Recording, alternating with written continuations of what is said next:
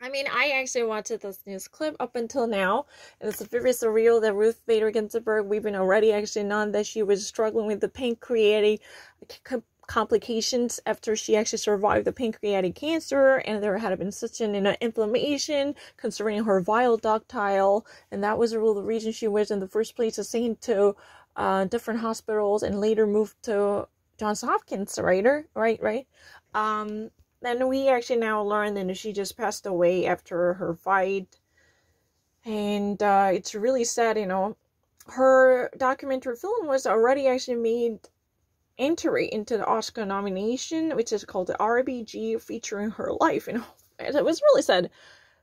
She was one of the brilliant students, almost like, the rarefied species at the Harvard Law. When she was attending there, out of 500 different students, she was almost like, the only female student who was actually attending there, technically. And later she had to transfer to Columbia Law because she actually had to compromise her education to be right beside her husband. And she later finished her study at Columbia Law. And after that, no single law firm was offering her a job, even though she was on the top tier. She was not at all secondary. She was beaten by none, even though, her body is 5 feet. She's a liberal giant. Oh, it's really sad. I've been emotionally very much, overwhelmed to hear this because, she is a very powerful lady. She is the second female justice in the U.S. Supreme Court system. Sandra Day O'Connor was the very first, and Ruth Bader Ginsburg, and technically amongst the Jewish ladies, she's really the first. She was appointed and nominated by President Clinton and eventually confirmed by the Senate at the time. And it's really actually, even when she actually made her acceptance speech, she actually mentioned that not a single law firm offered her a bead. There was no chance at the time. In the 1950s or 1960s, there was no chance for this type of brilliant ladies who've been actually so unique in that, alpha male dominant sector. And she has been so reputed for being the champion of liberal causes like Roe v. Wade and racial equality and affirmative action and different, agendas that were so important to reshaping the contour of American politics in modern era. And she spent, several decades in that milieu. And when she was actually being testy, there was not really she was being testy. When she was making dominant progress, there were questions. Now, I don't think, you would actually be happy. You won't be settled down with Susan Anthony be on the bill. Then that means what? What does that mean? I don't think, someone like you, with such a devoted feminism and very progressive ideology, would never settle down for anything. You always wanted to actually put women on top of everything and pursue more, eventually to shuffle everything, which would possibly mean the dismantlement of what we cherish.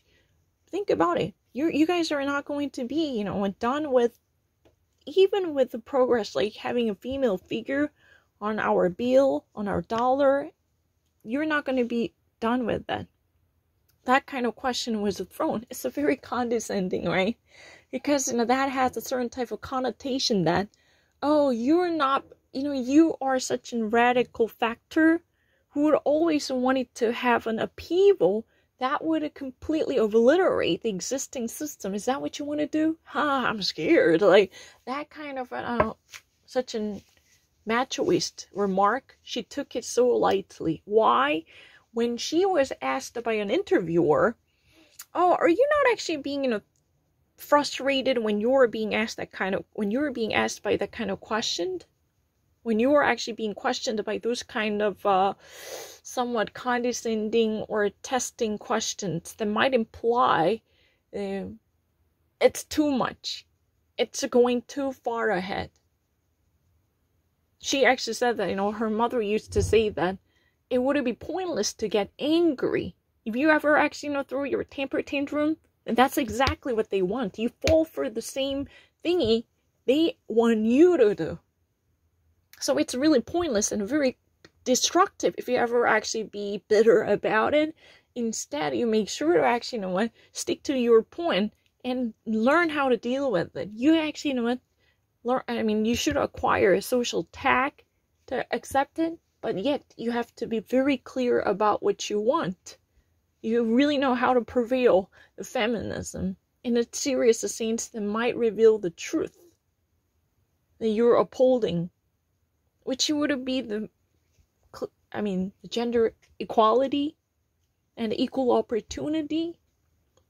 That's what has been said. It's really sad. I think she's really a beacon of liberal agendas, and it's very sad. Because she's a really amazing lady, and I'm very happy to see her legacy being reviewed in such a beautiful way. But I'm afraid of what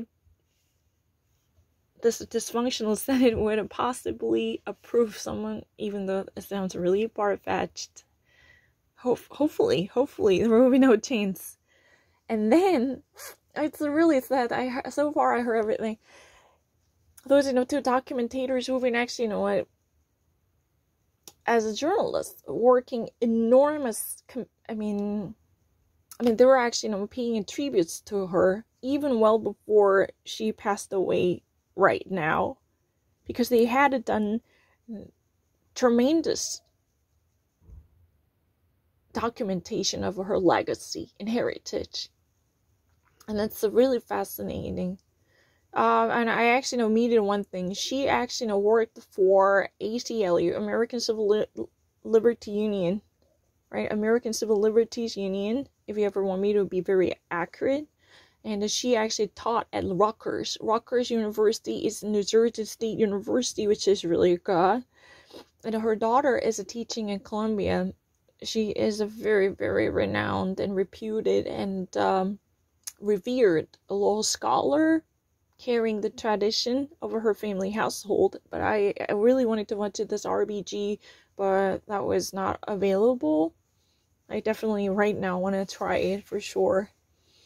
After digging up a little bit of documentaries about the Roe v. Wade and recent trial by different southern states, this triumvirate was really amazing. Sonia Sotomayor and Ruth Bader Ginsburg and Elena Kagan are all together working really hard to be the stalwart of upholding the abortion rights for women. It's really amazing. But this had been broken, and it feels so sad to tell the truth.